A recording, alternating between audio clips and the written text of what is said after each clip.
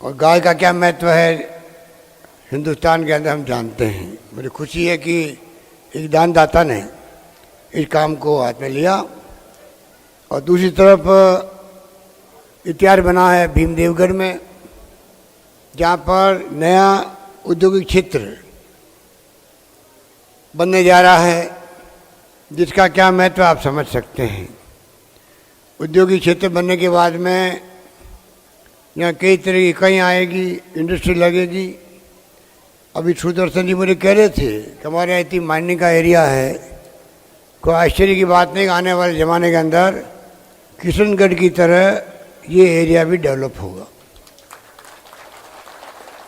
तो आप सोच सकते हैं औद्योगिक क्षेत्र बनना बड़ी बात है। और सरकार ने तय किया है राजस्थान के विभिन्न जिलों के अंदर जहाँ संभावनाएं हैं वहाँ औद्योगिक क्षेत्र बनाए जाएं। नौजवानों का आह्वान किया जाए कि सरकारी नौकरी के साथ साथ में अपना खुद का उद्योग धंधा शुरू करें, व्यापार शुरू करें, जिससे कि अपने पैरों पर खड़े हो सकें। अभी देश में मंदी का दौर है, भारत सरकार की गलत नीतियों के कारण से नौकरी लग नहीं रही है, नौकरी जा रही है। ऐसे माहौल में अगर हम लोग ऐसे निर्णय करेंगे जिसका फ़ायदा सबको मिले, तो मैं समझता हूँ कि आप खुद देखेंगे कि आने वाले वक्त के अंदर स्वावलंबन की तरफ हम आगे बढ़ पाएंगे। और मैं कहना चाहूँगा, एक तरफ तो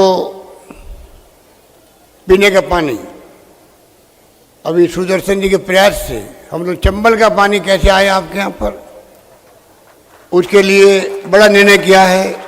डीपीआर बनाने का निर्णय किया है। डीपीआर बनने के बाद में मैं चाहूँगा कि जल्दी काम शुरू हो। और ये भीलवाड़ा तक पानी पहुँच गया, हिंडोली पहुँच रहा है, उसी ढंग आपके भीमदेवगढ़ में पानी पहुँचे चंबल का। और इसीलिए हमारे पानी के बिजली के मंत्री यहाँ बैठे हुए हैं, आपने उनके विचार सुने।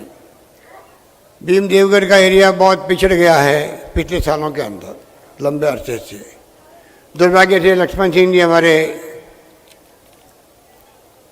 कामयाब नहीं हो पाए यहाँ पर। उनकी जगह आपने मौका दे दिया अन्य पार्टियों को। उनकी वर्किंग में और लक्ष्मण सिंह जी की वर्किंग में रात दिन का फर्क है। सुदर्शन भी लक्ष्मण सिंह जी की वर्किंग के हिसाब से चल रहा है, किस प्रकार से चौमुखी विकास हो क्षेत्र का, चाहे स्वास्थ्य सेवाएं हो, पीएचसी हो, सीएचसी हो, कृषि मंडी हो, स्कूलें कमोन्नत करने की बात हो।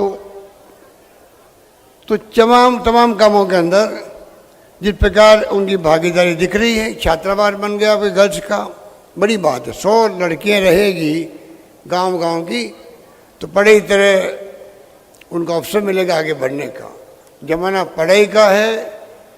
हर परिवार को चाहिए कि वो कोई भी घर में लड़का लड़की हो उसको पढ़ाई से वंचित नहीं करे, पढ़ाई करवावे। क्योंकि आज आईटी का ज़माना है, मोबाइल फ़ोन हर हाथ में है। हमारी खेतों महिलाएं भी जब काम करती है, लेट हो जाती है, तो अपने पति को फ़ोन करती है मोबाइल फ़ोन से, मैं अभी अपना काम कर रही हूँ, देरी से आऊँगी।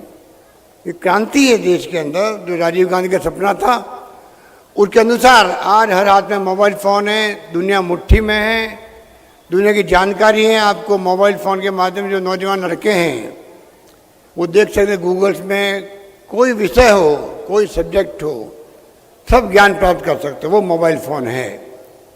इसलिए मुझे खुशी है कि भीमदेवगढ़ में जो विकास की गंगा शुरू हुई है वो बहती जाएगी। सुदर्शन खुद नौजवान है, लंबे समय तक इसको चिंता रहेगी कि मैं अगर अच्छी सेवा करूंगा भीमदेवगढ़ की तो जनता का आशीर्वाद मुझे बार बार मिलेगा। और ये कायदा होता है। ये बात मैंने अपने ऊपर रखी थी, इसलिए मैं कह रहा हूँ। जब मैं पहली बार मेंबर पार्लियामेंट बना, 28-29 साल का था मैं, कुछ चिंता सताती थी मुझे।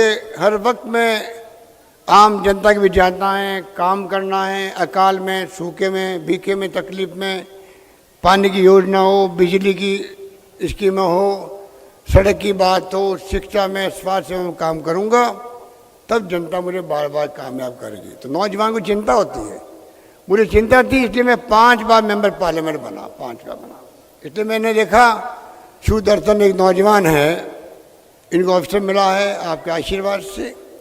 अब ये पीछे मुड़ के नहीं देखेगा, ये आगे बढ़ के ही सोच करेगा मुझे और क्या क्या योजनाएं लानी है भीम देवगढ़ के लिए, आसपास के इलाके के लिए, यही सोच होनी चाहिए। इसलिए आप निश्चिंत रहो, सरकार पेंशन दे रही है बुजुर्गों को, विधवाओं को, एकल नारी को। अभी सरकार बनते ही हमने 500 750 कर दिए, 750 1000 रुपये कर दिए। लघु सीमांत किसान हैं उनको पेंशन हमने प्रारंभ कर दी। डॉक्टर मनमोहन सिंह की सरकार ने बड़े बड़े काम किए थे, सरकार चली गई अलग बात है, पर आज नरेगा की योजना है आपके यहाँ, 100 दिन का रोजगार, चाहे वो अकाल पढ़ो या नहीं पढ़ो, वो कानून बना के दिया गया है। दुर्भाग्य से भारत सरकार का सहयोग मिल नहीं रहा है, तो अक्टूबर से कई पेमेंट बाकी है, हमें इस बात का दुख भी है, हम लड़ रहे हैं उनसे भी। पर आज फूड सिक्योरिटी एक्ट दिया गया, 2 रुपये किलो गेहूँ, 3 रुपये किलो चावल। हमने सरकार आते ही 2 रुपये के बजाय 1 रुपये किलो गेहूँ कर दिया राजस्थान के अंदर।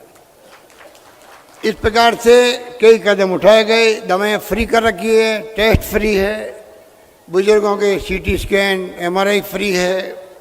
अभी डॉक्टर रघु शर्मा कह रहे थे आपको, निरोगी राजस्थान का हमने आह्वान किया है। ऐसा माहौल बदले राजस्थान में, लाइफ स्टाइल चेंज हो, जीवन शैली चेंज हो, जिससे कि बीमार पड़ने की संभावना कम हो जाए। खर्चा बहुत होता बीमारी के अंदर, बीमा अलग करा रखा हम लोगों ने। तो आप निश्चिंत रहें, हमारी सरकार एक तरफ तो इंफ्रास्ट्रक्चर में जोर दे रही है, पानी के में, बिजली में, शिक्षा में, स्वास्थ्य सेवाओं में, सड़कों में। उच्च शिक्षा के हमने कॉलेज लगातार खोलते जा रहे हैं। और राजस्थान में तो अब सब संस्थाएं आ चुकी है, अच्छी अच्छी संस्थाएं चल रही है। IIT यहाँ पर है, IIM है, IIIT है, डॉक्टर अपने मेडिकल कॉलेजेज, इंजीनियरिंग कॉलेजेज हैं। तो आप निश्चिंत रहें, बल्कि राजसमंद के लिए हम कोशिश कर रहे हैं कि राजस्थान में हर जिले में एक मेडिकल कॉलेज खुल रही है। राजसमंद और जालोर जिले बाकी हैं। हमारा प्रयास है कि राजसमंद में मेडिकल कॉलेज स्वीकृत हो। भारत सरकार से हम लोग संपर्क कर रहे हैं, उसका और आपको लाभ मिलेगा। और हम लोगों ने कई कानून बनाए हैं जो लघु व सीमांत, लघु व हमारे जो मीडियम उद्योग लगाना चाहते हैं नौजवान, उनके लिए किसानों को अपने खेत की ज़मीन पर इंडस्ट्री लगानी है फूड प्रोसेसिंग की, तो ज़मीन कन्वर्ट करने की आवश्यकता नहीं पड़ेगी, उनको अनुदान अलग दे रहे हैं। इस प्रकार हर क्षेत्र में सरकार की तरफ से आपको सहूलियत देने का काम चल रहा है। मैं चाहूँगा कि आने वाले वक्त के अंदर हमारी जो नीति हैं उसके आधार पर हम आगे बढ़ें और राजस्थान का चौमुखी विकास हो। और जो मांगे रखी गई मेरे सामने, हमेशा मैंने प्रयास किया है कि वो मांगे पूरी हो।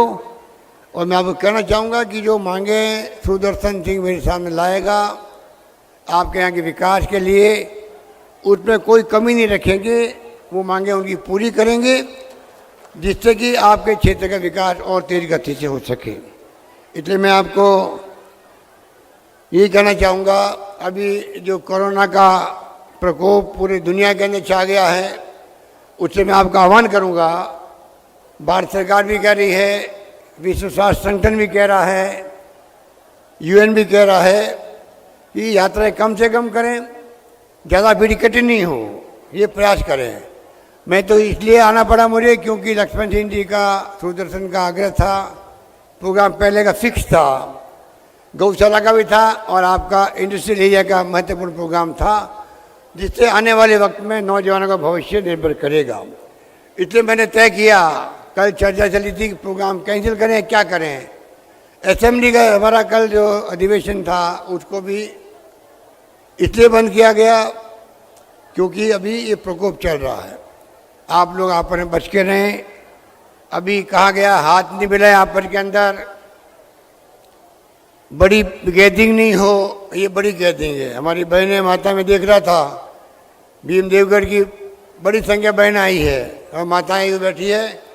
और ये बहनें मैंने नोट किया है, लक्ष्मण जी नहीं बोल रहे थे तब भी, और मैं यहाँ पर उपस्थित हुआ तब भी, पीछे तक जो महिलाएं हजारों की तादाद में बैठी हुई थी, वो तमाम महिलाएं हाथ हिला रही थी, स्वागत कर रही थी, रेस्पॉन्स दे रही थी लक्ष्मण जी को।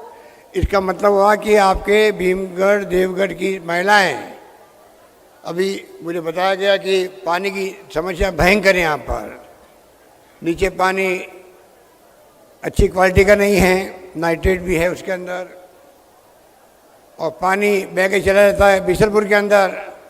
इसलिए भीम देवगढ़ में पानी की समस्या बहुत भयंकर है, महिलाएं बड़ी दुखी रहती है।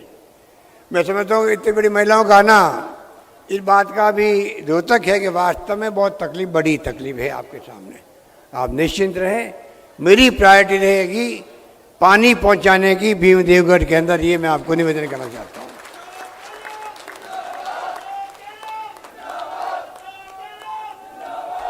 और इसलिए मैंने कहा कि मेरा आना जरूरी था, इसलिए मैंने प्रोग्राम कैंसिल नहीं किया। जबकि हमने तमाम स्कूलें बंद कर दी राजस्थान के अंदर 30 तारीख तक, कॉलेज बंद कर दी है, फंक्शन बंद कर रहे हैं, तब भी हमने कहा कि भीम देवगढ़ के प्रोग्राम मैं कायम रखूँगा। आज के बाद मैं सोचूंगा मुझे कहाँ जाना या नहीं जाना है। तो आप समझ सकते हो मेरे लिए आज के प्रोग्राम जो आपने आयोजित किए हैं, विभिन्न अभी आपके सामने शिलान्यास या